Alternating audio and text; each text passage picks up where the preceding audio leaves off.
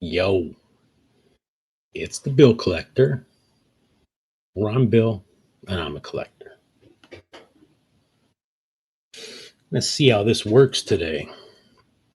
Somebody's supposedly going to be on, and I'm starting 13 minutes early, and you're going to just watch that shit.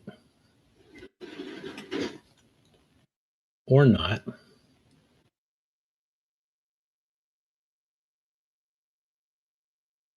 So, yeah, about that. Give it another 12 minutes and see what happens. But until then, let's kind of get into just check out this National League West. And whoopee cracking off over there. Which, if you follow baseball, you know the Dodgers are running away with it. Sure, why not? Running away with it.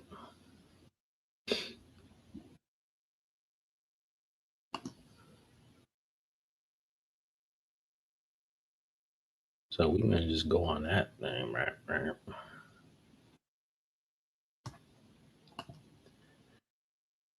I said standings, dude. Jesus, man. Like what part of I pushed that button. Here we go. Don't you fucking dare, you dirty rotten. Wow, you go pressing the buttons, it takes you the long way. I'm just trying to look at the Dodgers schedule, man. And the standings, once again, go to the standings, which should be the teams win loss last 10 games behind. And this site's having a hard fucking time doing it. Goo goo. All right. Okay, so here we go.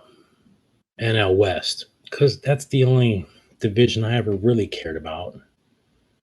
You know, I grew up in the LA area. LA area. I grew up in the Los Angeles area, and so like the Dodgers. And when I was a kid, Will Clark, blah, blah, blah, blah, blah, favorite player. Follow the Giants, but when he was gone, I didn't give a fuck about the Giants.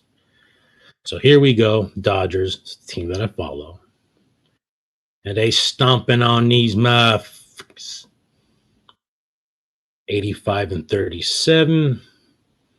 I believe that's the best record in the league. Oh yeah, because the Yankees are the Tankies now, dude. The Tankies. I just made that shit up. The New York Tankies. But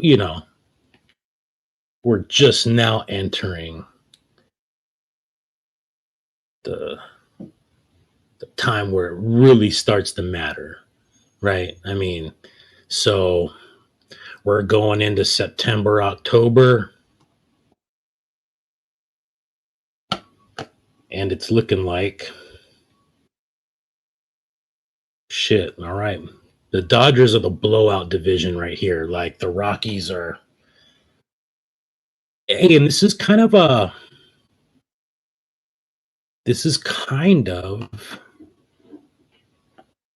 me sit up a little bit straight. This is kind of the opposite of how the division goes. Usually the NL West is the tight division. And this year we got the Dodgers just blowing out Like I said, 32 games. Oh, hey, Hi. Let me I get know you. you. How are you?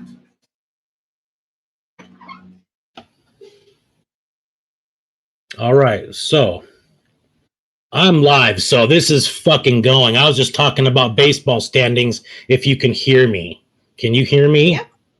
Yes. Can you see me? All right. We're already there. We're good. Whoa, dude, did you fucking shave? Yeah, I finally got rid of the beard, bro. I hear you. You can't hear me? So figure this out. Yeah, I can't hear you.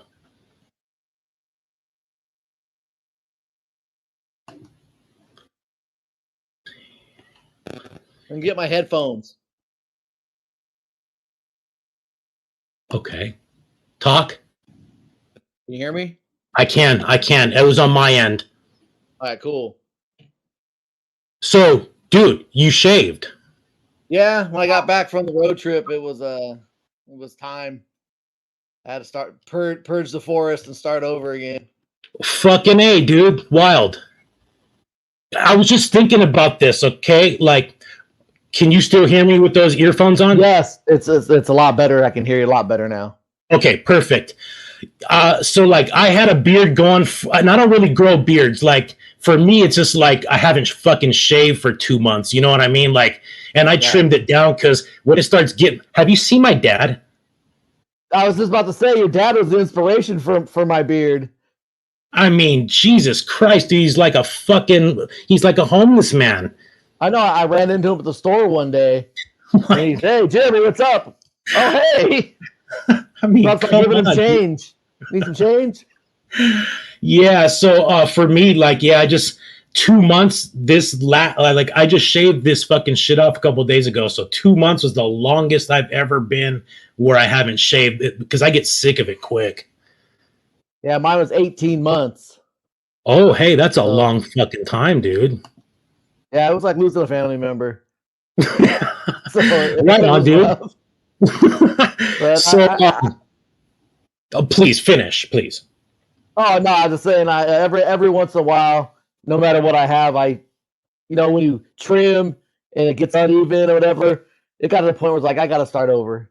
Yeah. So by next time we do a show together, it'll be half of it will be back. I can get hair everywhere but here.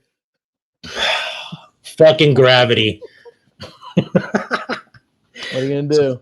Yeah, dude. So that's cool. I saw you guys went on a trip to Colorado. That looked like fun. Yeah, it was I have this little policy here for the family that I kind of a workaholic, and a couple of years ago I got demoted at my job, and I kind of had a weekend to think about it, and I kind of had one of those come to Jesus moments where it's like, what the hell am I doing with my life? I do all this stuff for work.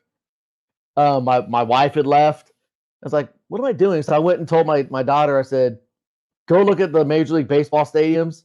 Tell me where you want to go. She goes, I want to go to Florida. I said, we're going to Florida.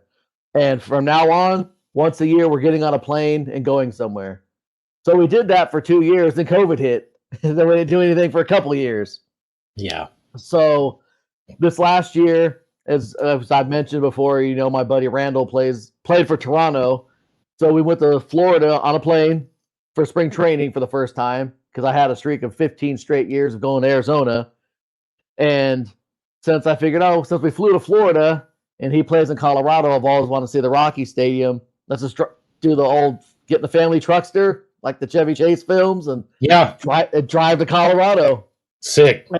It was a great drive. The stadium, it's kind of weird that Dodger Stadium and Anaheim Stadium are two of the oldest stadiums in baseball now, and it shows. Like I go to either one of those stadiums and go, whatever's. But then you go, I go to Colorado and I've been to San Diego the past couple of weeks. And it's like, man, these are gorgeous stadiums, and you don't realize it just how like Dodger Stadium was built in 61, which isn't terribly old, but when when these stadiums are 4 and 5 and 6 years old, it makes a big difference. But it was nice seeing the country, seeing what's out there. So Yeah, so did you get to hook up with Randall? oh yeah, of course. Oh, And dope, dude. And it's kind of nice because he just let us know and let the world know that he's going to be a father for the first time. Hey. And then while we're there, he found out he's going to have a boy. Awesome. So I told him, cool, when you retire, your weekends are gone for 15 years. And he goes, we kind of want to have a few in a row. And I was like, if they're anything like you, brother, you ain't never going to see a weekend until you're my age. Right. So, no, it was nice. Everybody on that team is really nice. The only big name that was pretty much out of batting practice the whole time was Charlie Blackmon. Mm. And he signs autographs. He's really good about it. He seems very he signs, but he's not very personable, so it comes off like he's not nice. Sure. But after reading about his background, he just seems like one of those guys that he'll do it, but it's not his thing. He just doesn't seem like, Randall's the exact opposite of that. Like he signs for everybody and talks to everybody and is very accessible. Blackmon seems more like, hey, I'll do it because it's part of the thing, but he's not a talkative guy. And it seems like that's not his personality. But every time I've ever asked him, he signs everything. Okay, so that's what's funny about that guy. So like all right, so he went from I like Charlie Blackmon. I thought it was weird when he went from Charlie Blackmon to, was it Chuck Nasty? Is that his alter ego thing? Yeah. So I was like, okay, whatever. I can see like it's the times, you got to get your shtick up. But so you mentioned that what you just mentioned, it seems like he's not really that kind of out there like that, but he has this weird this persona thing with the mullet and the belt buckles and shit.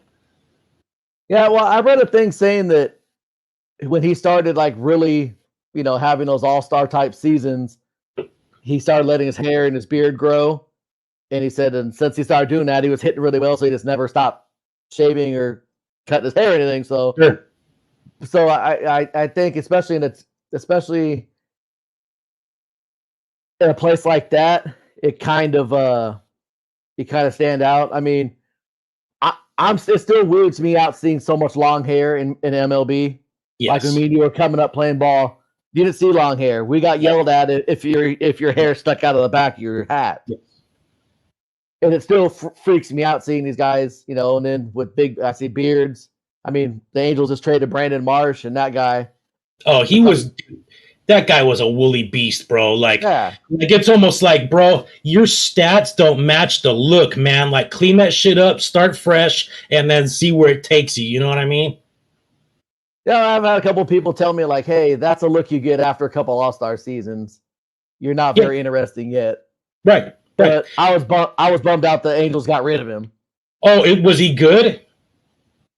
I thought so. He's another one of those guys that you give a full year or two, he could. Because I mean, if you went by Mike Trout's first season, I remember people telling me, "Oh, your boy sucks." And I look back now and go, "Really? Does he?" Well, shit, wasn't that the first season? Wasn't that just like a 30-game clip or something?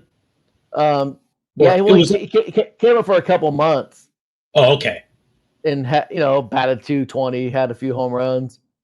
Like, oh, your boy's getting a chance. He sucks. It's like you got to give these guys a full season.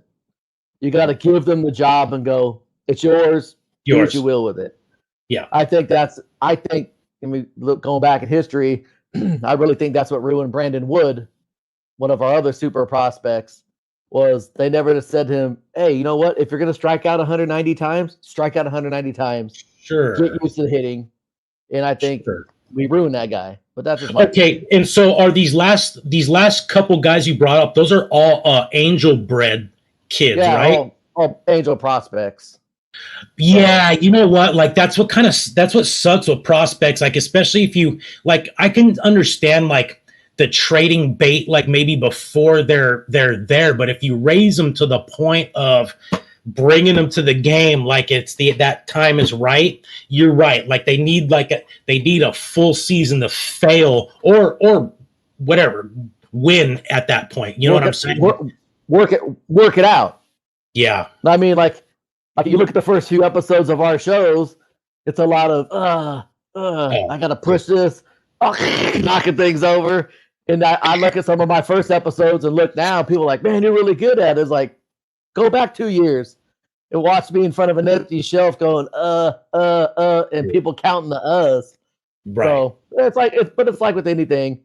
But I mean, since we're talking baseball and prospects, everyone telling me, the Padres gave up so much for Juan Soto. I was like, dude, prospect is kind of a double-edged sword. Yeah. I mean, how many we have the hindsight of being fans of this game for 40 years, and we've seen prospects come and go. We've joked around about the Greg Jeffries, the Ricky Jordans of the world, the Sandy Alomars, these guys that are these super, super prospects. Then, I mean, Alomar and Jeffries both went on to have fairly decent big league careers. Yes. But if you talk about their first couple years, I mean, these guys were the next Yogi Berra and Ty Cobb. Whatever it was. So it's like, yeah, San Diego paid a huge price for Soto. But the thing that I feel bad for him, because with the Tatis situation, you've now wasted Soto's time this year making a run, and you've pretty much screwed next year because you're going to start in an 80-game hole. Mm-hmm. So, and then Hader's not working out either to throw on top of it. Mm-hmm. So you basically committed a lot of money in a lot of prospects, and you're going to have maybe 1 year. The good news is Soto will probably flip the switch that last year and have his contract year. But jeez, but Tatis is going to be playing catch up for a while. Yeah, with that kid right there, man. So, all right, look, bro. I think you're kind of the same, but maybe I read you wrong. But I feel like we were the same when we were kids. Like when Ken Griffey came up, I wasn't, and I feel like you were, but maybe I'm talking for you. I feel like we weren't on board right away. Okay, with Ken Griffey No, we Jr. weren't. We were not. Right, and then he broke his wrist jerking off in the shower, and then I was like, "See, there it goes. You guys aren't accounting for the future injuries. You're not accounting." But see, I'm like that Dave Chappelle fucking skit where it's the fucking haters club. I'm like, hey, that's me. You know what I'm saying? I don't believe the hype. I grew up on Chuck D era and shit. So anyways, so elaborate on that, because I was just now coming around to being like, okay, Fernando Tatis, all right, and then shit, this motherfucking shit. So, anyways, I think it's funny you bring this up, bro, and it's cool talking with you about it, you being a Dodger fan, because I had a huge discussion this morning about Cody Bellinger, and I was telling people, you all know I'm a big Dodger hater, but I respect talent. I see talent. People, you hate the Dodgers? Yeah, but Clayton Kershaw is the best pitcher in the last 20 years. I mean, bar none. Cody Bellinger, has fallen off the planet for some reason. I don't know why. But I said, we were talking, and I was thinking, man, I hate how some of the new Dodger fans that we've discussed that are so used to winning just throw you under the bus. Oh, screw him. We'll trade for Ohtani. And that pisses me off, but it's like, but my original point is, all right, Bellinger has a couple good years. All right. The Dodgers were smart and paid him accordingly for these 1 year deals. Yes. All right, Tatis had that good year, and all of a sudden they're committing this huge Mike Trout type money. All right. Mike Trout had a body of work, couple MVPs, finished second in MVP when he's not winning it. To get his money, and I mean, he's shown. I mean, everybody would love to have a guy. I mean, not just the player, but the person is Mike Trout. Yeah. My prediction: Soto's going to be kicking himself in the ass for not taking that $440 million from Philadelphia, because you take that money when it offered to you, then you just act like a bitch and get traded. Oh man, Have him trade you because he's not playing that good right now. And if he became a free agent this season, no one's going to pay him $440 million, guaranteed, because baseball is about what have you done for me lately. The Angels are paying the price with Rendon. Oh. I don't think he had the body of work. I mean, the injury thing, you can't help that. No.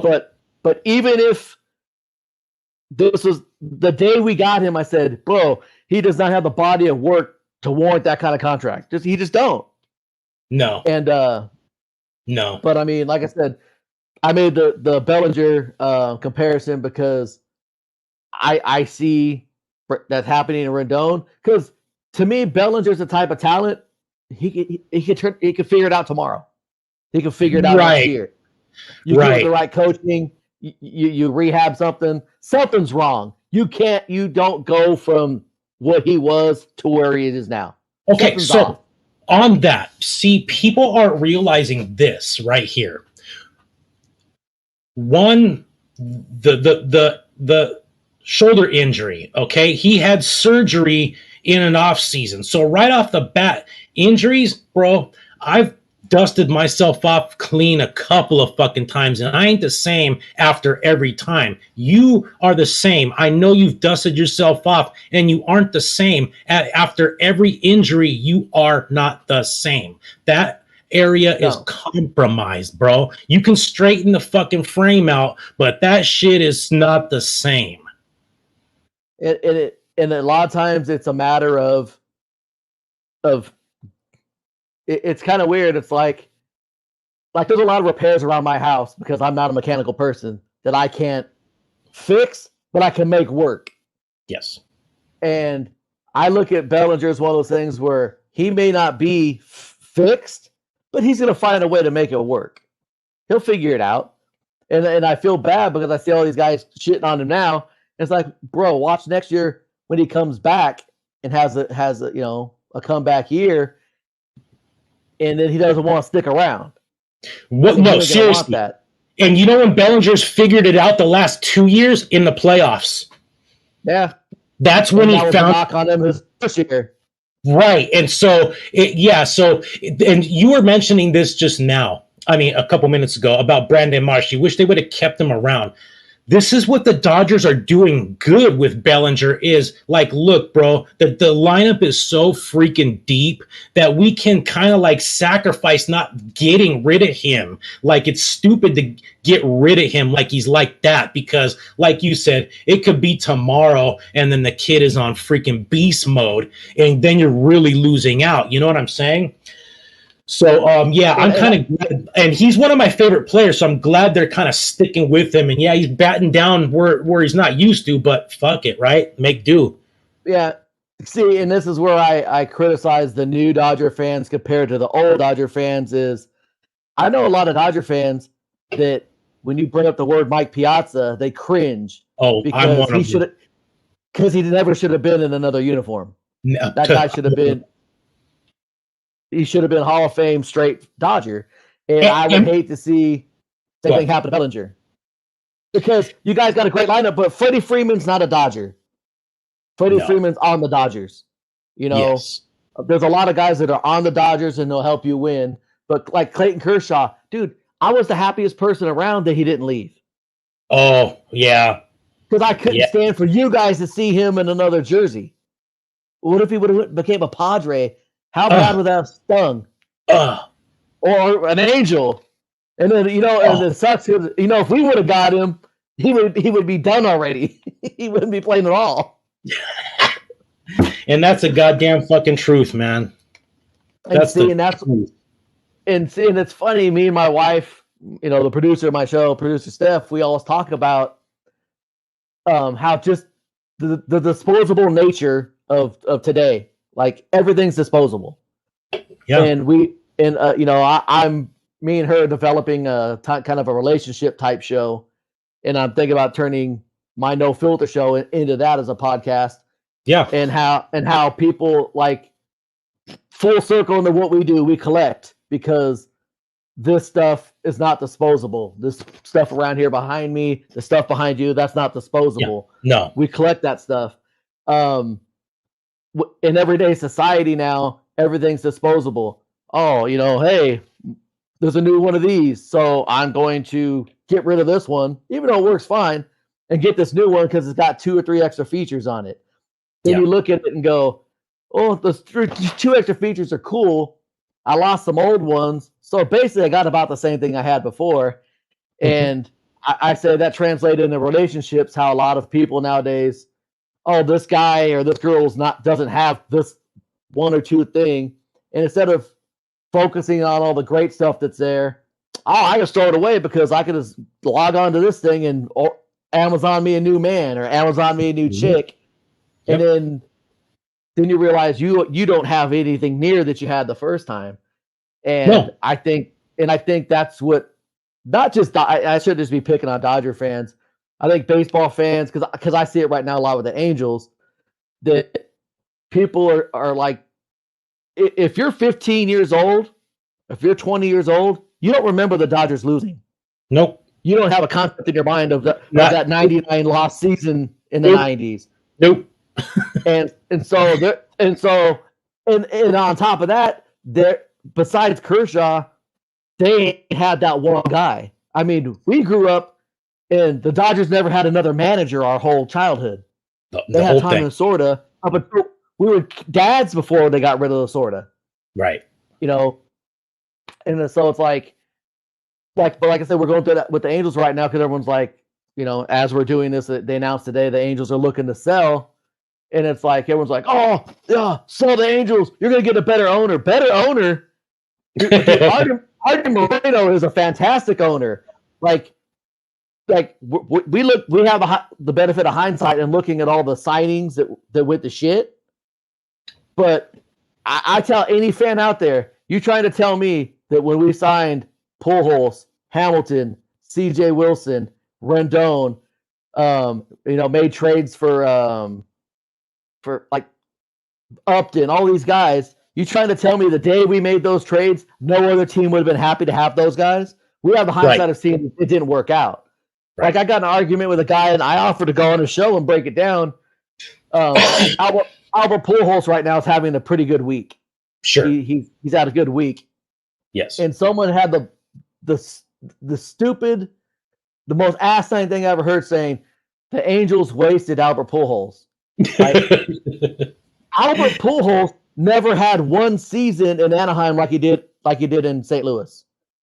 His first season in St. Louis was 10 times better than anything he did in Anaheim. Yes. Period. Yes. And I'm not crapping on Pujols. I enjoyed every time he was there. But they're like, I don't believe they cut him like they did. We cut him to start an all-star first baseman that needed his time. Like you crap on the Angels for not winning, then they make a move to win, and we're supposed to stick with the guy just gets the Hall of Famer? Dude, here, let me just talk about this for a second. Because, see, here's the thing with the Dodger fans. Like you said, the last 10 years, the Dodgers know nothing but shit. As a matter of fact, the first time they finished second place in the division was the 2020 World Series championship season. So there you go. The one time they didn't finish in first place, they won the World Series. Now, see, it seems like with the Dodgers, man, the money is part of it, but the picks you get, you can't look, dude. Look. So yeah, Barry Bonds, greatest player in the history of the game. Barry Bonds, biggest prick in the history of the game in the dugout. You know what I'm saying? So that doesn't ensure anything, all right? And so what the Dodgers do, and this has a lot to do with Dave Roberts. Dave Roberts gets shit on so much when he makes that odd move that he makes that it seems like every manager makes every now and again, okay? But the Dodger fans, this is Hollywood, dude. It's like the spotlight is on, and it's like, oh, shit, why the fuck would Dave Roberts do that when you're just a casual fucking fan, technically? But he does a great job of, okay, I'm sorry. Okay, look, it's his style. He hugs everybody, okay? He brings everybody in like it's his nephew or his son, and that means something. I've interacted with him a lot before game stuff. He is genuinely a very, very nice, decent human being. Sometimes it seems too nice to be playing baseball. Yes. Sometimes it seems like too nice to be managing. And what a lot of people don't realize is a lot of the decisions he makes nowadays, he doesn't make. There's a bunch of nerds in a room somewhere that tell him that that's how baseball is now. Right. Those guys that used to, sit there and watch us play ball, wanting to do it, they're the ones making this. They're the ones that make it into baseball, not us. Right. Us athletes aged out. These guys, they found their way in. Yes. I mean, my ex-brother-in-law went to college for that. That's he wants to be a statistician. He wants to do the all that stuff. And, whenever we make a trade or we draft somebody, I get all the launch angles, all the the exit velocity. I get all that stuff from him. Yeah. All right. Then when he's done telling me, I said, all right, well, what the fuck does that mean? Because like Aubrey Huff said, Jay, chicks dig the long ball. I can look at the thing and go, I just did 34 home runs at AA. Okay, cool. He probably hits the ball hard. So yeah, I hear you on that because fuck, dude, I went to a game with Scrotum, a minor league game, the Quakes, and so we were right behind home plate, but not right behind. And so the scouts were in front of us and the scouts were behind us, okay? And so some of the scouts they got the radar gun, okay, whatever, and they got a pad and paper. And then this Dodgers scout, okay, this kid, he's probably fucking 21, 22, maybe fresh out of Stanford or something, you know what I mean? And he's got the laptop, he's got that thing wirelessly connected to a radar gun, and after every pitch, boop, it was popping up on his fucking screen, dude. And it was showing the velocity. It was so wild, dude, how that is. We're living in this computed era where, like you said, guess what, Dodger fans? Guess what, baseball fans? Your manager ain't calling every fucking play on the field. No, that's why you're slowly seeing. I was used to laugh with people like, you ever notice the same guys keep getting the manager jobs? Like, how many teams have I seen Buck Showalter or Dusty Baker, manage? But now you're seeing all these younger cats come in because they're like, hey, you're there you're the puppet. We're going to tell you this is why you're making these moves. This is why you're doing this. This is why this guy's here. Yes. Like I tell everybody, read Moneyball. Don't watch the movie. Read the book. It's a cost cutting way where people are like I said, people don't understand like baseball is a business. And yes, it is. And I laugh at these people. Oh, the Angels, they all want to win rings. They all want to win rings. No, they want to get paid. They want the guys on the team want to make as much money as they can because everyone's got to remember Mike Trout is not the only guy on that team. Right. There's 25 other dudes that need to feed their families. Yes. And there's 25 other dudes that don't have a 12-year deal. All right. There's guys that got a 2-year deal. There's guys that got a 1-year deal. While we were in Colorado, the big story was a kid named Winton was tearing it up, but after 11 years in the minors. You trying to tell me that guy gives 2 fucks about a ring? Or does he want two seasons of major league pay to take care of his family the rest of his life? And when he's cut, he's got something. Yeah. Yeah, I kind of heard that story, but yeah, go ahead and keep talking. That was recent, right? Yeah, we're in the middle of it right now. The guy's still tearing it up. He's still hot. Once they get some video on him, once they learn the strike zones, we'll see it the next time around the league. We'll see what happens. But he's a good kid. It's a great story. It was hot to meet him. He is great being around that energy. But it's like, okay, all these guys want to win. The guy who owns the Pirates doesn't seem to give a fuck. No, That guy's still cashing checks. 100%. You know, because like everyone's telling me, we'll get a better owner than Artie Moreno. Yeah, let's see if the fucking brother-in-law of the guy that owns the Pirates buys the fucking team. Dude. What? Right. Will be okay, LA fans. If you want to see someone fucking win, go across town and watch the Dodgers and go pay their prices. Right. Or you could come here for the baseball experience, but you'll never see a winner. And we're gonna make our money. You guys saw when you had that asshole that owns your parking lot, when you have a guy that buys a team as an investment. You saw how shitty those couple years were. Yes. McCourt. Oh, dude. And he he was shitting on the way out too. It was like, Jesus Christ, dude, like fucking scram. You see, like I tell the new Dodger fans, you guys don't remember the McCourt years. That wasn't that long ago. I mean, it's far enough back for them not to remember, but people like us, like, I'm feeling for Dodger fans. Dude, it was the era right before the era we're in. You know what I'm saying? That's how recent it is to me. It's what led to this, what we are in.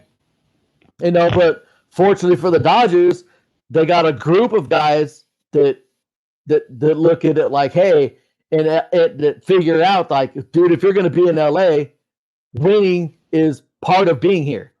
Yes. Like the LA thing, winning is part of that. Like, look at the Rams, look at the Lakers. If you're going to win and you be in LA, they go hand in hand. There is no being in LA and we're just operating this thing just for a profit or for us to make money. No. The fans will fucking turn on you. And I went to some of those Dodger years when the stadiums weren't that full. I mean, they still made their attendance, but it wasn't like that's the hottest ticket in town during, April to September. Then you get usually that's a place to be. Yes. Now, and that's how it is. It's like Laker games. Remember those weird couple of years? It feels like it's a dream sometimes where the Lakers weren't winning, but the Clippers were on fire. Weird. Dude, people fuck the Lakers for a couple seasons and started going to Clipper games, dude. Dude, fucking homeless people used to be at Clipper games because they get them off the street. Oh, God, dude. Like, I knew one Clipper fucking fan my whole life, one, and he was like barely a basketball fan. Right. And then all of a sudden, I don't see a lot of purple around, but I saw a lot of fucking red, white, and blue, whatever their colors were around. Right. Like, I had to ask, like, fucking what the heck's that? Jesus. I live here. I've never seen it. Right. So, but like I've been telling the people online and the people I talk to, like, bro, you got be careful what you wish for, man, because it's not that cut and dry. Everybody assumes because winning is so important to us as fans, and that's what they bank on. They want you to be emotionally invested. Because I'm emotionally invested in the Angels, and that's why my house looks like this. You're mostly invested, in the Dodgers and Will Clark and stuff. That's why your house looks like that. Yes. So they bank on that, but there's another side of it that people don't see. A lot of these guys, like I'm pretty sure there's a lot of guys out there that want to win a ring. And I'm sure if the opportunity for someone to win a ring comes up, they're happy to do it and they want to do it. Yes. But if you, like I said, if you go to a guy and go, look, I can guarantee you 10 years at league minimum in a ring, or I can guarantee you 10 years at $10 million a year, no ring, they're going to take that $10 million. Oh, come on, dude. Yes. I would. And then,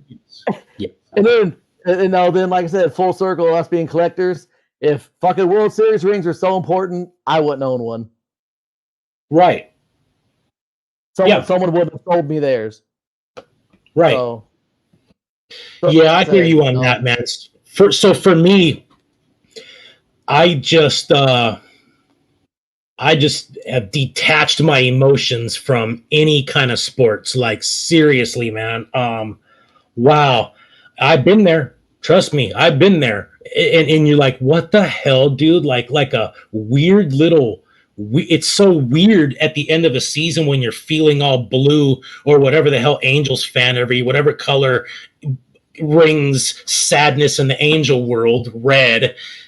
You know what I'm saying? Like, you're like, why am I 2 weeks later still thinking about this fucking bullshit that one, so for me, I don't even put any money in. I can see when you bet the house. That's pretty sad, but like I don't. So I don't think you bet the house on the Angels either. And it looks like now you're not quite as emotionally attached to the wins and the losses.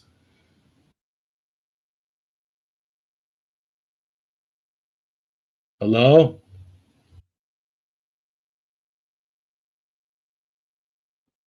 Yeah, sorry, you're breaking up there for a second. It looks like it's Okay. fixed itself now. No, I've talked before about housing the players and all that I did for years. So I had a very, very like deep attachment to the Angels because in the off season, some of the boys that live with me or some of the kids I got to know during the year, I'd see them progress and I'd see them move up to the team and all that. Yes. COVID killed a lot of that because there is no hosting no more. I don't have near the interaction I had with these players anymore. So for the first time in about a decade and a half, I'm kind of just an Angels fan again. Sure. Like I see Mike sometimes at the field and I'll wave, get a wave back. Brandon Marsh was the same way, but now he's gone. Mike isn't like Mike was 12 years ago when I was able to right get a hold of him. He's Mike Trout now. Yes. But it's like there was a time where I would be at batting practice on the field and I'd have at least two guys from every round of BP come over and say, "Hey man, what's up? Hey, how's the family and all that?" Sure. I don't have that no more. My buddy Randall that plays for the Rockies, he's like my last connection to baseball. And once he goes, that's it.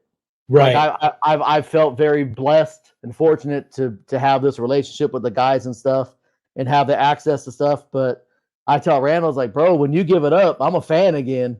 Like I'm just a dude in the seats again. Yeah, yeah. Okay. I can see that like with Randall, he's out there running around on the field and shit, and you can kind of like he's the stepson you wish you had, you know what I mean? Like yeah, right. The successful one, you know. Yeah, but it's just really it was kind of funny while we were in Colorado, we're sitting in a sports bar across the street having lunch before batting practice, and we see a couple walk in, and the little blonde girl's wearing Randall's jersey. Sick. And so I just happened to be texting Randall, and I went to go take a picture, and she wasn't there, and the guy was looking at me and goes, "Oh, I was gonna take a picture of your girl's jersey because I'm friends with him." He's like, "Friends with who?" I said, "Oh, Randall." He goes, "We came from Toronto just to meet him for her birthday." Oh shit. So I said, and he showed me a lineup card he had and some other stuff. And he goes, "We're going to try to get signed today." And I was like, "Well, if you don't get it signed," we exchanged numbers. I said, "Get a hold of me. I maybe help you out." So they text us, "Hey, we didn't get it." So I was like, "Well, you want to come to batting practice tomorrow and meet him?" And they're like, "What do you mean?" I was like, "I'll take you on the field. You can meet him." So long story short, I text Randall. He goes, "Yeah, no problem." Break her down on the field. Randall, who wasn't even taking BP that day, comes out, takes a picture with her, signs all her stuff, signs both her jerseys. The girl looked like she's about to cry. Fuck yeah, dude. And it was her birthday. It's her 30th birthday. So shit. Like, not even, dude, this is even better. 30 years old, bro. Yeah. So it's that's like even better. It made me feel good because, like I said, I feel very blessed with a lot of the memorabilia I have and autographs I'm able to get. But I've always paid it forward. I've always tried to hook other guys up. Some of our friends I've taken to batting practice with me. I mean, one of our friends was able to propose to his wife on Dodger Stadium field because of the access. Yeah, so I always try to pay it forward and spread it around. That's dope. If I see little kids, "Oh, that's my favorite player," I'll go grab their stuff and go over and have the guy sign it, bring it back to them. It's fucking awesome, things like dude. that. Yep. I always believe in, you got to keep that going, especially with a kid. Yeah, because you know what, like that's like a different type of connection to the game. Well, one, your connection is like next level, but two, just being the kid on the other side of the field that doesn't get to touch the field, that's just holding their hand out like this, hoping to get the player's attention to get him to sign. All right. And when you're a kid, any player will do. You know what I'm saying? And then your favorite player is a whole different thing. And so, like that girl right there, all right, I kind of feel her situation because if she's just trying to meet Randall now, this is the other side of his career, right? Like if you break a career into halves, he's on this other side. Yes. And so she's been a fan for a very long time. And then now she's a grown-ass woman at 30 getting that chance. And so, my Will Clark first story, trying to get an autograph bullshit, we won't talk about it. And so then as an adult, I got the opportunity, and it was rad because I'm an amazing opportunity, by the way. Right. And I'm a fan. And so that never changed growing up and all the being jaded as an adult and all that. So that's like one of those, like I said, why we do it. It takes you back to that time where you're like, fuck yeah, dude. Like, okay, I can look back now and think that adulthood doesn't completely suck because it has its times. But when you're in your element as a kid, that's the best place to be. And it goes through until you're an adult. And that's kind of where we're at right now. I mean, like I said, I've talked about this before. My 1989 starting lineup collection I've been trying to get. Everyone asks why that year. It's like because that was like the epicenter. That was the year. We weren't little kids anymore. We weren't adults, but we tried to do adult things. But it was like the height of my fandom. The height, or like I always think back to that story you tell. For people don't know, me and Bill kind of had like a weird brother/gay relationship that we hung out every single day. We did everything together. Yeah. I mean, if we had a double shower, we probably would have showered like at baseball parks. But I'm always reminded of that time, that one weekend you guys went camping and I didn't go, and how you sat there and stared at your baseball cards all weekend. Right. And it's like you had 3 pages of Will Clark cards, but you sat there the whole time looking at those cards. And I always tell kids nowadays, like, you can have a guy that comes out today, and by the end of the season, he'll have more than 3 pages of cards. You'll never be stuck in that spot. Like, I always joke with Randall. I said, Randall, I had a binder of your cards, bro, before you ever stepped foot on a major league state on a field. Yes. Like, because of just how everything's changed. Yes. I was like, because when you were camping that day, you didn't have the internet. You couldn't turn on watch TV on your phone or watch TV. You didn't have a TV plugged into the thing. Like, that's all you had. And it's like the whole full circle back to the collecting. That's what this is. That's the connection back to like when that action figure, when that baseball card, when that whatever that widget is the most important thing. The day you get it, you remember the smell, you remember the car ride over, you remember where you got it, you remember what you moved out of the way to get it off the shelf. You remember that. Like when you got those autographs from guys, we go get autographs at the baseball stadiums, because of the crap we used to do. You'd get 30, 40, 50 run-of-the-mill players before you'd ever get that Frank Thomas or whoever the big names were that we had.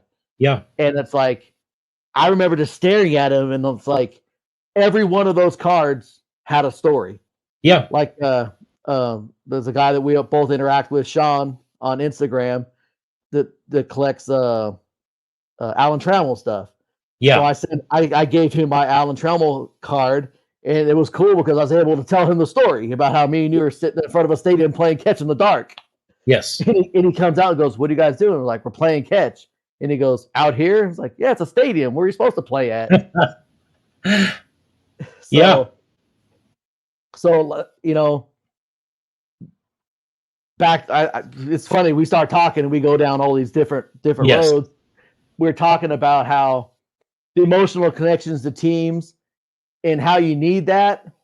But it for me, it used to be when the season ended and the boys went home, I would like sit here and just stare from October to March before the season started again. It's finally now. I feel like I have a more like safe relationship with baseball. Like the Angels could lose now, and I'm like, all right, hey, we'll try again. Are we a shitty team? Yeah, but I get to see the best player I've ever seen in my life play every day, and that's cool for me because I remember going to Angel games and losing every night and not seeing shit on the field. Yeah. Hey, can I tell you? Okay, I don't mean to cut you off, but as an outside observer to you, because I have a relationship with you. So you said you'd sit there in a corner and be like, "Fuck, baseball's over, dude. It's like fucking fall/winter creeping up on spring," and you're just like, "God damn it, dude, waiting for it." But this is what like I said, as an observer, what I see now is okay. This is coming out of left fucking field, but it's not. You are in a different relationship with your whole life right now. Yes, definitely. I was getting to that, actually. I'm glad you picked up. Okay, good. So go ahead, elaborate on that, because every single thing about your life basically is different. Yeah, I was involved. I was in a marriage where I had, 3 kids, and my life was either the minor league players lived here or my kids doing stuff. And I did with a lot of people. Like, I'm not here to bash my ex-wife or anything. Right. Me and her, like a lot of people, became 2 different people. Yes. And when it got to the point where the kids weren't playing sports no more, and it was just the players, like I realized that my obsession with the Angels, my obsession with baseball, my obsession with the minor leagues, my obsession with getting autographs and all that was a replacement for that. Yes. My family should have took, my relationship should have been that. Yes. And my relationship now with my wife, my producer for my show, that takes precedence now, which always should have. Yes. I always tell people my sickness, I call it, for the Angels, should have never been that deep. Yeah. It should have been one of those things where, like, when the boys lived here, it should have been in passing. But like, I became entangled in their lives because I didn't have one of my own to get entangled in. Yes. My wife became the person that I passed in the halls, said what's going on. And like, if we weren't going to baseball games, we didn't have, oh, hey, baseball's not happening today. Let's catch up on a show. Let's go to a movie. Let's go out. Yeah. It was never that. Now, like, I brought a bunch of stuff to get autographed when I went to Colorado this past week. Back in the day, 10 years ago, 15 years ago, it would have been that trip would not have been a success unless I came back with all that shit autographed. Sure. All right. I came back with I got 2 Blackman autographs and the Dave Magadan autograph. Dave Magadan, huh? Yeah. No Chris Bryant, no CJ Crone, no Daniel Baird, none of that. And I had a fantastic trip. Yeah, of course you did. And the fact that, my wife, who she's known on my show as producer Steph because she produces the show, and she's actually taking more of a kind of like a Robin Quivers type role in my show where we kind of go back and forth because like me and you, we have good chemistry when we talk. My wife is blown away how when she hears me talk to you or me talk to some other people, how I talk to some people and it's like, okay, it's very clinical, but she sees me and you talk or me and a couple other people talk and there's that chemistry. We have that history. We've always had that chemistry. Yeah. I always felt like me and you could have been like Firestorm and came together. We've been like the perfect person. Yeah. The great, the best combination of everything. Yeah, totally. But yeah, she now being in a health, and I'm sure you probably the same way, the healthy relationship. Close this door real quick. So hold on one second. Shit.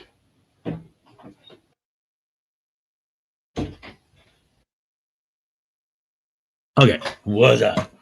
I say like having that healthy relationship, and I felt that having a healthy relationship with her has helped me have a healthy relationship with everything else. Yeah. And that's where I feel I'm at now with baseball. I can go to a game and not, like, every time I went to a game, I got to bring something to get signed. I got to get this set signed.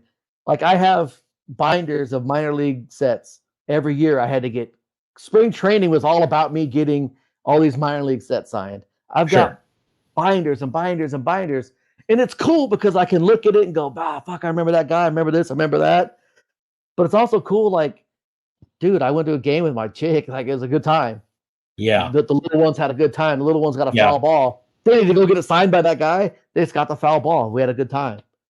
So yeah, I really, cool. So I think that's where I'm at a good, healthy place with it now. Yeah. So that's awesome because look, it's really no mystery that sports is whatever your sport is that you want to watch. It's a distraction. It's entertainment. Entertainment's a distraction. It's to get you kind of away from the bullshit. You know what I'm saying? Yeah. And so, it's there for that. And, the relationship with it though is like, holy shit, dude. But yeah, I think, like I said, I noticed that you're in a better place and it shows. And, so this is all right. So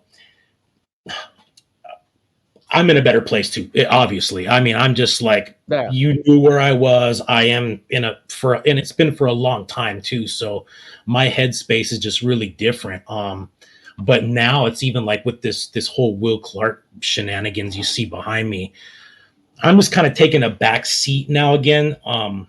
And more like, I think I just want to talk about what I have rather than just keep adding and adding and adding it. And so if I find like that one special thing here and there, I will.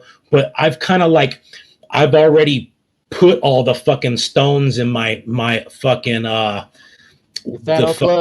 Yeah, you know what I mean? Yeah. Like, so I'm kind of like, all those things have been met. I didn't really have a bucket list, but yeah, I got to meet him. I get to talk to him kind of regularly on this no filter thing. I've got everything I want and anything I can possibly want in the future signed for me in advance. So yeah, I'm just more like, now it's kind of cool just being able to reminisce and I don't know, just because you know what, like it fits into your life for a reason. You like literally you make time for this. I make time for this. And so now what we're doing now is we're making more time for it, looking like talking about it and recording it. And I don't know, it's just a weird, different thing how it evolves. So I'm still a collector, but I'm more talking about the collecting rather than collecting right at this moment. Yeah. I mean, along the same lines, that was a big reason why I started my show was, yeah, of course I open up this new stuff and I talk about it because mine was twofold. One, everyone has this, it's got to be in the package. It's got to be in the package. And having stuff in the package looks cool. I mean, I've got a lot of starting lineup figures on the package. I've got just as many opened up because, I mean, people forget to open it up, to feel it, to look at the details, to set up a diorama, to set up a display. Like I said, people come in here that have no interest in any of this stuff, but they can walk in here and appreciate the time and the money and the energy spent on it. Like I said, I don't know how to knit, but someone shows me a quilt that they did. I'm like blown away because it's like, dude, you took these balls of yarn and turned it into this. I couldn't do that. Right. So my whole thing is to, that aspect of it, the little kid part of it, opening it up, touching it, feeling it, playing with it, smelling it. Yes, all that aspect. I was waiting for you to bring up the smell, okay? Because I still remember, dude. I don't remember the smell of GI Joes. I remember the smell of the Kenner fucking Star Wars, dude. That fucking plastic fart that would come out the package. That Kenner Star Wars smells ingrained in my brain, dude. You know, I can open up a pack of old Topps baseball cards, and that smell. I close my eyes, dude. I'm back. You're back, yes.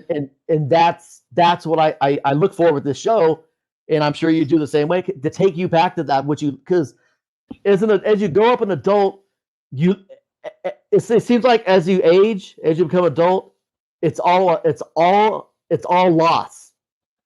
You lose hair. You lose elasticity in your face. You lose memories. You lose time. You lose connections. that's all it is until you finally lose everything and you're dead. Yeah. This is a way for me to get people. There's a guy. One of my proudest things is there's a guy at work whose son started collecting the reissued He-Man figures. Oh, dope. And he was always talking about it. So he finally bought them all from his son and kept the collection going himself. Oh, So sick. here's this guy that's never done it. Now I'm texting him Amazon links. I'm texting him, hey, bro, I found this. Yeah. Bringing it to him and seeing him. He sends me pictures of his stuff. And his house didn't look like it does behind you. That definitely didn't look like this. But now he's got his thing because he's like, dude, the same stories. I remember my mom taking me, to Thrifties, and I got the Skeletor. I was so excited. And like everyone that has ever bought anything or had anything can come in here and go, dude, I remember having this. Oh, I remember having the one that came with this. Or something. It sparked something, and that's what I'm trying to capture. But you remember what you lost. Bro, I mean, one of my best memories is, I am not going to tell you the birthday, but you can just kind of figure out how old I would be.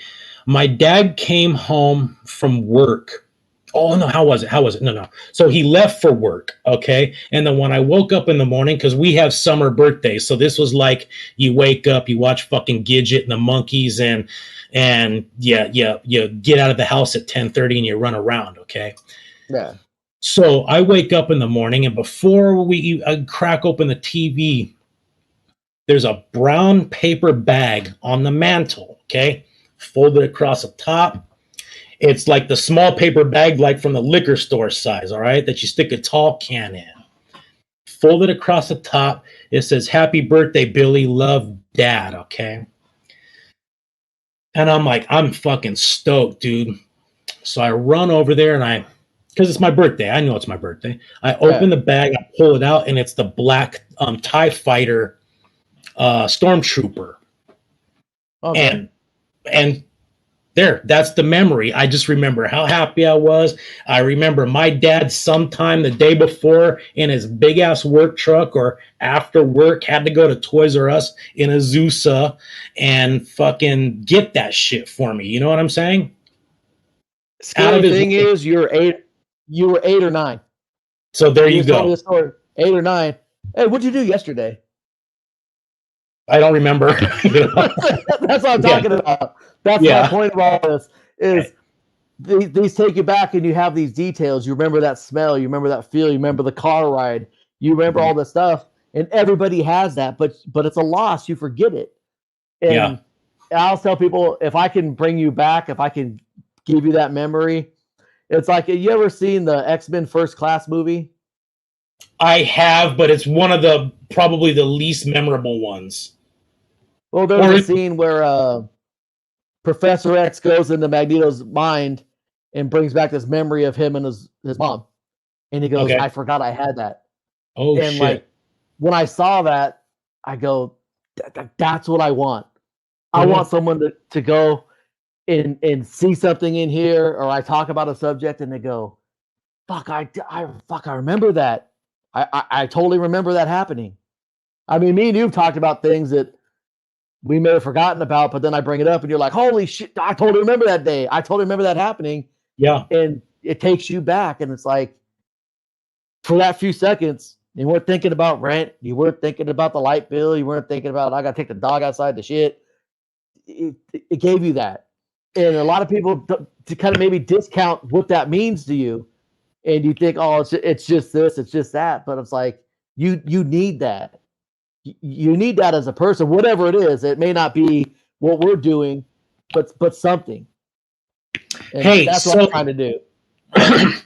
So along the lines of like taking you back to memories that, oh shit, I remember that now. Like you think you don't know that it's gone because you don't think about it, and then you get that trigger, whatever that trigger is. Okay. So, man, okay, remember Gary Spears? Yes. Okay, remember him? All right, so like this is when we were still skaters, okay?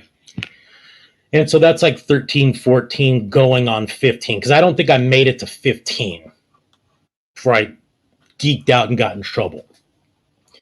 So it was then. And okay, this is, like I said, dude, this is some, I just think of shit and then I just want to talk about it before I forget it. Okay. But this like has to do with how like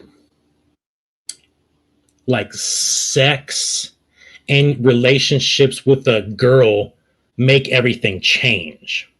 Okay, like when you add that into the equation, the dynamic 360 times 50, it changes the dynamic. Okay. All right. So we're skating and it's getting late and it's time to go home because the sun is down. And then Gary goes, "Hey man, let's go stop by this house on Wild Rose Street. Remember Wild Rose Street?" Yeah, right up the street from where you grew up. Right. And so this was like more closer to the corner of hey, do you need to go? No. Oh, okay. Okay, good. So this was more towards the corner of Canyon by Clifton. Okay. So you know that little intersection right there by the church. Yes. Yeah. So we go there and there's this Gary wants to see this girl who was around for a couple weeks, some cute little Hawaiian chick, okay, with a black bob haircut to the T. All right, like picture the cutest Hawaiian girl. That's who it is. Okay. So, but I think he had a crush on her, or whatever. So while we were there, I was just kind of like not even paying attention to her. I was just laying on the grass looking at the sky, and it was a dark blue sky with you could see all the stars. And so he's like talking to her, and he's trying to rap to her or whatever. But she's leaving to go back home to Hawaii early the very next morning. Okay. So blah, blah, blah. I'm still staring at the stars. Gary's talking. He's like, shit, I gotta go. He goes home. And then I'm still laying there. And then this girl who all I know her name is named Crystal. Okay. She comes and she lays down right next to me and puts her shoulder up against me. And she just looks at the stars. Okay. And we're just laying there, but we're not talking. Okay. But we're watching the fucking stars go like this for 45 minutes. And then we sit up. I say goodbye. She says goodbye. And we never see each other again. Okay. Why is that such a crazy? Why do I remember this? Because that was like, that's what you can have when you don't fuck it up. Yeah. You can have the greatest moment in your life for 45 minutes and just be a little speck on this globe flying through the fucking stars, dude. There you go. That's my fucking memory. All these years, I don't think I've ever heard that story. And just think there was no hard-on involved. You know what I'm saying? Like it was like 100% innocent between a boy and a girl that don't even know each other and feel trust for 45 minutes. And like I can just it actually blows my fucking mind to think about that and how like we can really compromise situations with intention and hormones. Weird, right? Especially at that age, because most of those stories don't end like that. Most of the stories from that time don't end like that. Well, I told my lady this story and she goes, "Oh, she wanted to fuck you." I'm like, "Stop it. Like that, you're ruining it for me." Yeah. That's the most innocent boy girl thing I've ever had in my life. Yeah, see, and it's funny, like I said, me and producer Steph want to do this relationship show because of, I feel not that you're fortunate, but I think it's awesome that you've been with somebody for a long time. You guys have a relationship you do. you got a good person that, you know, fuels your creative side, that accepts you for you, that is cool with who you are. Yeah. Which sounds like fucking, hey, everyone has that. Fucking no, not everyone has that. No. But me and my wife had to experience the whole, not just second marriages, third. Sure. And we had to go back out there as I went out there as a 40-plus-year-old guy with 2 failed marriages and kids on the dating market. You know, I look at it like, to me, I was like, I felt like a pitcher with Tommy John trying to get that one last contract. So we kind of want to bring our experiences with what we found online. It like I tell everybody, if you're below 30, none of this shit has anything that doesn't apply to you because you're a prime athlete. You can land that big contract. Right. This is to the people that got married at 20, 21, 22, started having kids, and now all of a sudden at 33, 34, you know, their kids in high school, you got one kid in college, and now you find yourself out there again. Yep. Like, what do you put on a dating profile? Because it's like, you look at a dating site and it's like, dude, there's a bunch of amazing people out there. I'm like, well, why the fuck are they out here? If you're so amazing, guy, I read these profiles, go, wow, this person's amazing. Why she been divorced twice? You know, but that's where you gotta like kind of weed through certain things, look past certain red flags, and then get to know the person. Because if me and her went by just optics, we wouldn't be where we're at now.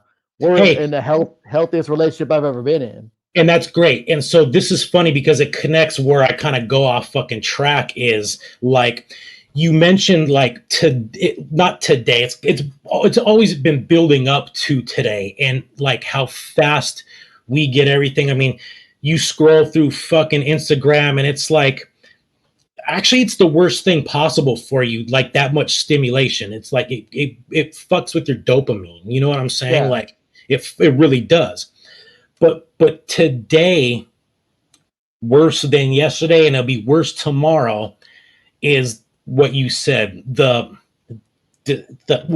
perceived disposability of things. Not that these things are disposable, but it's the perception that it is disposable. And so, exactly. Okay, good. I'm glad that disposability worked for me to get out of my fucking marriage. Don't get me wrong. I've used the disposability fucking clause. You know what I mean? Everybody has. But trust me, bro, I did the fucking time before I got out. And I got out because she proposed it. And like if she didn't propose it, who fucking knows how much longer I'd be in there. But she played the fucking fool. She gave me the fucking out. And I'm like, guess what? I'm an Alex Rodriguez, the Rangers, this bitch, because I need to go to the fucking Yankees now. Yeah, and so let's see. Don't get me wrong. If you've dropped this on the floor in a bus, you got to replace it. There's a big difference in going, hey, I'm just going to upgrade for the sake of upgrading, or hey, this thing got ran over. I backed over it because I left it in the driveway. That's a big difference. Yes. Sadly, I don't think people. It's kind of weird.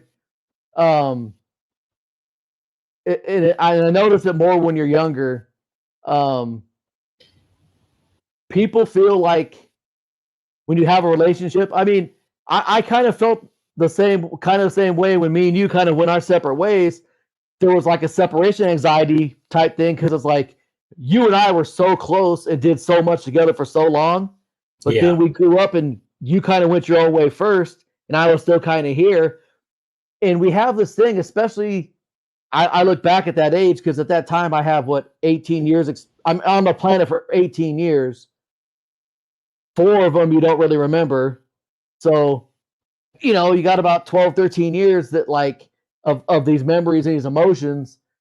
And everything feels like, well, I've wasted my time. If I don't make this work, I've wasted my time. Yeah. And as I've gotten older, I've looked and was like I look back at our friendships in high school with the friends we had and the stuff we did. I look back now and go, that was a great X amount of time. That was a great this. Do I need to go back there? No. Is it No. cool coming on here, reliving it? Of course, talking about it, getting together, shooting the shit about it. Yeah, because that's what it was meant to do. Yeah. But like you get in a relationship and you get stuck because you're like, well, fuck, I got the kids and I've been in this for 10 years. And if I leave, I've wasted 10 years. And it takes the maturing to look and go, no, man, I had a good 10 years. It was a good 10 years. And now it's just not good anymore. Yeah. Like, I wish it could be another 10 years. Like, I wish I could have the relationship like your mom and dad have, that they've been together all these years. I would love to have that, but it's just not how it is anymore. And if it's not right, it's just not right. And instead of creating 5-6 more shitty years, cut your losses, acknowledge what you had, and move on. Well, look, And man, people don't do that. yeah, intention is key, dude. So, and the motivation as to why you are entering the relationship. So look, dude, when it's sex based, you're fucked. You know what I'm saying? Like, man, you have to go into it with like a much bigger picture because look, bro, I'm a coupler. Okay. I've never been a ladies man. I've never been like, oh man, I'm so fucking suave out in the town. Nah, I'm not, dude. I'm looking for and because I'm not out there like that, it's almost like I'm kind of waiting to be found by a girl. Okay. Yeah. And that's just a weird thing because I kind of like my solitude and whatnot. And I'm not that fucking peacock that way. I'm not, and it just, whatever, how it works for me, you know what I'm saying? And so then it works and you find that person. But if it's like I said, if it starts with sex, you're fucked. And like, wow, the whole ruining the friendship with sex. So you're going into these fucking things and you're like fucking them up. You're like testing every fucking aspect of it going in, because how cool has it been? And it's probably rare for both of us, but to have a female friend that you just didn't fuck it up with. You know what I'm saying? Like, because our dicks get hard. Like I said, we get a fucking cool breeze, a cool Santa Ana breeze the right way, and our fucking thing's like, so like being around women is a whole different thing that it like really has to be monitored, and you have to intentionally be, oh man, my dad raised me right to where I don't talk about dicks and buttholes and all that in front of women. So I have that right there going for me. I don't know. I think things are changing in today's. I mean, we're like, I mean, 10 years ago was the dick pic era. What is it now? Yeah. Well, it's like I have this. I used to tell women, like, when you're getting to know somebody, like inevitably a day or two into the whole texting, like you meet someone online, you message on the site, then you exchange phone numbers and you message. And if you're like producer Steph, you're running a fucking background check on me to make sure I'm not married, to make sure I'm not a killer. Hey, good. Which is smart. Yes, smart. Diligence. But inevitably the sex talk comes up, and I say this, and I would tell women this, and I firmly believe this. It's like, if you're in a relationship with somebody, sex is gonna happen. It's just gonna happen. Yep. So I was like, I ain't worried about that. What I'm worried about is, are you a psycho?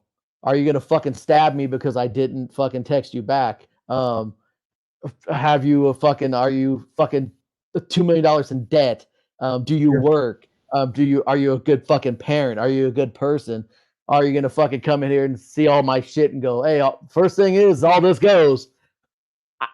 I tell people, dude, the sex thing, like, it's gonna happen. Like, it's gonna fucking happen. Because it's like, I'm not 20 no more when it hasn't happened enough, and I'm worried about that because, okay, like, I've talked to women before, I just ain't fucked enough of them. All right, now, because I went through my womanizing phase, I went through all that, and it's like, she asked me one time, because it's kind of weird, we talk about it all the time. The night before we met, we FaceTimed, and I was just like, let's just get this on the table. It's like, you ain't looking to get fucking married or anything like that, are you? She goes, fucking God, no, I'm done with that shit. I have a screenshot of a text from a month later. I can't wait to be your fucking wife someday. And I asked her, like, what happened? And she goes, I never had this kind of relationship before. She says, you give me everything I want without having to ask, or you don't make me feel bad for wanting it. Sure. And the same with this. Like this morning, I got a text from her and it said, you love me. And I said, yeah, I guess. And she sent me a screenshot of 2 figures she found for me. I was like, oh yeah, I do love you. Yeah, of course. Of course. But like but like I when we first right into our marriage or to our relationship, her job went away. Right? She had worked her ass off and got enough. She got a higher pay level than everybody. Then the job just goes away. And I asked her, I was like, "You said you always wanted to be a nurse, right?" She goes, "Yeah." I was like, "Well, fucking quit and go be a nurse." She goes, "Just like that." I'm like, "Yeah, just like that." She goes, "Well, what about my car payment? It's nothing. Don't worry about it. I'll take care of it." She goes, "Just like that. Just quit my job." I'm like, fucking yeah. You could do it, can't you? Like, I don't know. Like, if you asked me to go to school for something, I remember high school. I'd still be there if it wasn't, for a lot of things. I was like, I couldn't do it, but can you do it? She goes, yeah, then fucking go to school, be a nurse, but be happy. And then I decided like we should get married because like I'm asking you to put a lot of faith in me to like quit your job. Like you're this fucking weird dude I've been dating for fucking 7 months, and my job goes away, and you're telling me quit my job and move in with you. And I was like, yeah. But I was like, at that point, it's like, yeah, put your money where your mouth is and make this legit. But it's like, it's worked, and it's weird because, like I said, second marriages, statistically, worse odds. Third, way more. But like, I always tell her, and she tells me, 10 years ago, we probably wouldn't have been ready for this relationship. Sure. We would have fucked it up. Sure. But I think we're there now. And that's what I want our new show to kind of focus on is like, hey, you know what? You gotta go into it. People hate that I reduce relationships down to business transaction. I look at it like sports transactions. Like, for a woman, 18 to 29, they're fucking Juan Soto. You got people off. You got the top teams offering you top money. Mm-hmm. Okay, 30 to 32, 33. You're still in the game, but you've had Tommy John. You've had that off-season shoulder scope. You had to fucking do a couple rehab assignments. You're still in the game. There's still a spot for you. You're still going to be high level, right? But then you hit 35, 36, 37. And when a woman, the more time she stands in front of the mirror, that's taping the knees up. That's taping the ankles up. That's getting a cortisone injection. That's having the trainer stretch you out more. And what women need to realize is at 42, you ain't 22. At 42, you can't walk into the Yankees and go, yeah, I want that $115 million. And as they're turning you around and pushing you out the door before you finish what you're saying. Yeah, you ain't Roy Hobbs. Yeah, you need to be realistic about, because like one of the big things I tell women is, do you know like what a man wants? Like I would look at those dating profiles and go, I know exactly what you're selling, but that might not be what I'm buying. Because women will meet a guy and you could be like, I'm Bill, I like pizza. And this girl could be like, cool, you like pizza? Come in and have this hamburger. Well, I don't want a hamburger, I want pizza. No, my hamburger's as good as a pizza. You want hamburger, and you're like, okay, I guess, but I'm really a pizza guy. No, this hamburger, and they keep forcing you this instead of just going, well, maybe I should go put the hamburger away and make this guy a fucking pizza, and then everything works. Like, I'm really big on, like I tell women, don't date a guy if he doesn't want to get married. Don't date him. I ain't saying he has to marry you, but you go to a guy and go, are you marriage minded? No, then I'm not dating you. Women will see the guy and keep trying to sell him fucking pizza or keep trying to sell him the burger when that's not what he wants. And they think if I just push fucking burger enough, he's going to change his mind. Then 5 years passes and now you're not 42, you're 47. And now you're not on Plenty of Fish no more. You're on the Our Time site where you're dating 55, 60-year-old guys when you still think I should be dating that dude that's in his 30s. Because that guy in his 30s will still have sex with me, But what happens when I get sick? What happens when I lose my job? So this is kind of like you look when when we boil this down to like fucking simple biology, women want to have babies. Okay, I mean, bottom line, it like when you boil it down, it gets to that point. They want babies. All right. So when you add babies to the equation, okay, in a relationship, and this is like where you're going with value, okay, at 20 to 29. Like, so when you add that to the equation, what that does is, all right, if you don't make your marriage work that you're in, you're making it even harder to get another one later, like along the lines that you're saying, you know what I mean? So guys need to understand that, like, all right, I'm not speaking for women. I'm speaking as a man that just knows a thing about biology, okay? Just one little thing, all right? And that's what we are, like, biologically serve the purpose to give them the best possibilities to proceed with that procedure. You know what I'm saying? That's what 18 to 29 is. It's biologically before you had houses and when we were still fucking cavemen. Women sought out the biggest, strongest guy to protect them, to provide for them. They would trade their bodies for that to have babies. They would stay in the cave, take care of the babies while the guy went out and fought fucking saber-tooth tigers and brought the food back. That's what it all boils down to. Now it's just different because you got an apartment or a house or a fucking Ferrari or a credit card or whatever the transactional thing is now. The thing is, when you date later in life, you're not dating because you've already had a couple of kids. Most people, I've been fixed. She's fixed. So the dynamic changes. Yep. Like I always ask this one fundamental question to women, and it's boils down to you got to know your prey. Like if you tell me, "Hey Bill, what are you doing this weekend?" "I'm going shark hunting." "Well, what do you fucking doing?" "I got the Swiss. I got this fucking bat knife."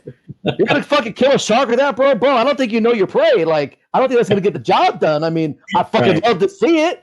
Yeah. But like, I tell women all the time, I said, if you take away your ability to have sex with a man, how would you get him to marry you? What would you do? And I made a mistake at one time going, if you took away your pussy, how would you get a man? "I still got a mouth. I still got a butthole." I said, okay, you've now reduced yourself down to a series of holes, but you did that, not me. All right, so let's say you can't do anything. Let's take sex out of it. You need to convince a guy to marry you without sex. How are you going to do it? And they're dumbfounded. And I said, you know why? I said, because you've never had to do it. Whoa, so check this out. This is like my philosophy on cheating now. So like when you're young, it's like when you're thinking with your dick, it's like, oh man, she's hotter than my lady, her tits are bigger, she got a smaller waist, and her ass is fucking perfect, okay? That's fine and dandy when you're fucking 18, 20, 24, 25. Now cheating is like, okay, man, yeah, I get it. You got all those things, okay? But how's your fucking sourdough starter going in the refrigerator? Can you make fucking bread? Can I see pictures of you when you were a kid to make sure that that's the fucking nose that my kids are going to possibly have when we make babies? Like, it's like there's criteria to even cheat anymore. Oh, like that? Or it's like, okay, fucking, will all of this behind me fit wherever I'm going to end up because I've just fucking blown this all up?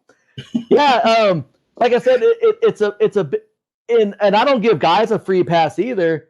Like I always have this thing, like I saw this big thing where women go, "I want to be treated like a queen," and I tell them, "Well, that makes me the king. Then you got to treat me like a king," because I always give this example.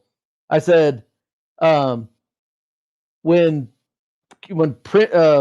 Prince the bald prince, when he becomes king of England, William, Prince William, he's going to become king. I said, and you know what his wife becomes? The Queen of England. I said, there's a Queen of England right now. I said, you know what they call her husband? Fucking Frank or whatever his name is. He's not the king. Right. The man makes you like one of the biggest things I hate, pet peeves, is I hear, oh, happy life, happy wife. No, happy me, happy everybody else, because it trickles down for me. If I'm happy, I'll make sure everybody in this house is fucking happy. If I'm miserable trying to make you happy, everyone's gonna suffer. Yep. And I really think it takes women nowadays to learn a little humility, to look at themselves and be honest, be like, hey, like my wife one time asked me, she goes, it's so intimidating being with you because you have your shit together and I don't. Because I don't bring this and I don't bring this and I don't bring this. I said, the good news is I don't need those fucking things. I said, there's a billion things you could do for me that don't cost a dime. And she's like, well, what? She gets up. I have a crazy work schedule. I get up at 11:30 every night. Yes. During nursing school, she's a full-time nurse now. She gets up with me at 11:30 every night, packs my gym bag, makes me breakfast, gets my coffee, puts all my work keys, my car keys, everything, tells me, take this because you need to do this after work, takes care of all that stuff. Nice. All right. Did it cost you a fucking cent? I mean, it may cost you some sleep, but she's figured that out. And it's like a lot, and it's scary to see how many women look at that as a negative. Like they're so afraid to be a woman. Like I'll tell chicks, dude, be a girl for me. I'm your guy, right? Be a girl. It's okay. Your friends that are complaining about it, that scenario you talked about, laying in the grass with that girl. Yeah. They ain't doing that. They're snuggling up next to a fucking dog and they're gonna die alone. You're not. Don't get sucked into that trap. And it takes both sexes having some humility, relearning everything you kind of know, and like for once figuring out what you really want. Like, what do I want? Do I want to get married again? I'm like you. I feel that life is better when you got someone to share it with. You can go do stuff together. Yep. I've done the whole fucking man whoring. I've done all that, and it was very unfulfilling. Yeah. Like, do you have a couple cool stories? Yeah, but it's like, to me, it's a cooler story. My Colorado trip was a fucking way cooler story than anything I ever did as a single guy. Yeah. But that's me. It now works for me. It may not work for everybody else. But like I tell everybody else, if you're a fucking into fucking everything, don't go fuck with a girl that's looking to get married. Don't fucking waste her time. Go waste a girl's time that fucking just wants to fuck, because they're out there. They are, but even they, you know what I'm saying? Like, it seems like, well, not seems, it's like half the girls that go to college anymore just go there to find their husband. So they get a degree to be a housewife and make babies. Yeah. And you know what I'm saying? And sadly, they feel unfulfilled in their early 30s, walk away from perfectly good marriages sometimes, and then try to relive that 20-year-old experience again, and then realize I'm not going to get back near what I gave up. Yeah. Because it's like I was telling everybody, in your 30s, you'll probably get another contract, but a lot of times it's not better than the one you had the first time. No, it might be for years. Yeah. It might be short term. That's it. Yeah. That's crazy, dude. So, I mean, I didn't mean to turn this into like your relationship and stuff, but like it does play a big part in like where you are, where I stand today. You know what I mean? Yeah. So I feel like, when I look back and like you said, when you and me went like this, it's like in direct relation to who we were with. Yeah. And we make our bed and we got to sleep in it. You know what I'm saying? And, but yeah, anyway, so we grew up a little bit and, then it goes, and we kind of come right back around. So, that's for me, how can I say this without sounding like an idiot? That's when I found out who my real friends was because it was down the road that they were back in my life. You know what I'm saying? Yeah. So, then I feel like, well, everybody else is just like, well, it wasn't that important. Yeah. Well, like I tell my wife sometimes, like, me and you get on this stream right now and have this amazing back and forth for the however amount of time we do this. We have all these things to say. We have all this shared experience, and then the rest of our time will be comments on pictures, texts here and there. Yeah. And then, but the minute we get together, when I come by your place or whatever, we get together, I can't leave because we talk for 3, 4, 5 hours. Yeah. And she's blown away by that dynamic. And I said, that's like, I went down to Smurlo's house to pick up some stuff he picked up from Comic-Con. And I was like, I got to work in the morning. I'm driving down to San Diego after work to pick this stuff up. I'm going to be in and out. 3.5 hours later, I'm driving back home.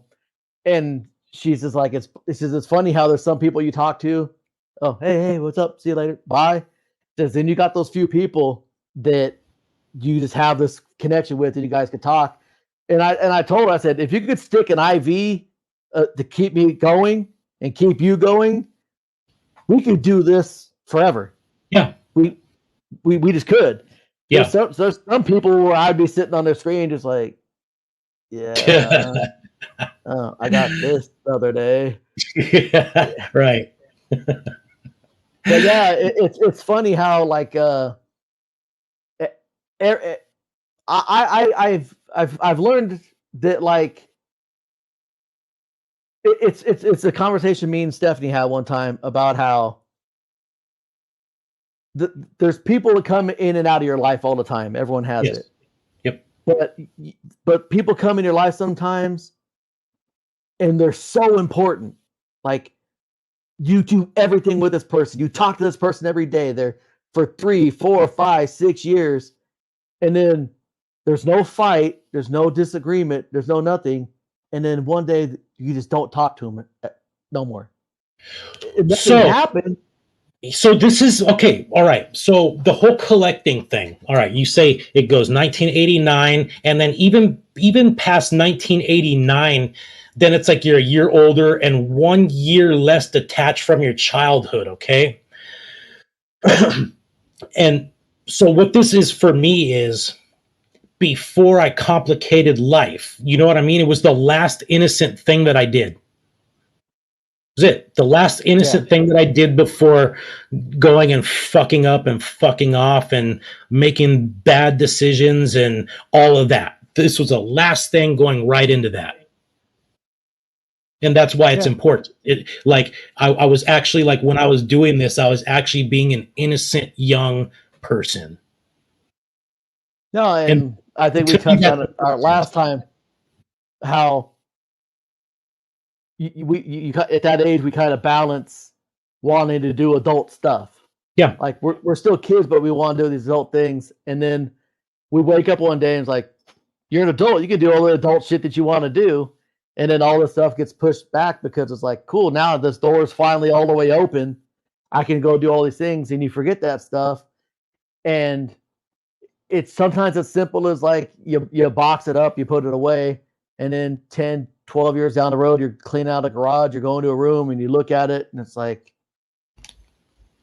man, like I remember all this stuff that I was in such a hurry to go do as an adult. Like I got all the time in the world, but the cable bill never goes away. Yep. The rent never goes away. Like this went away, and it didn't have to. Like I can still take this out and go back to it and go, fuck, I remember how I felt that day. I remember the camping trip staring at these.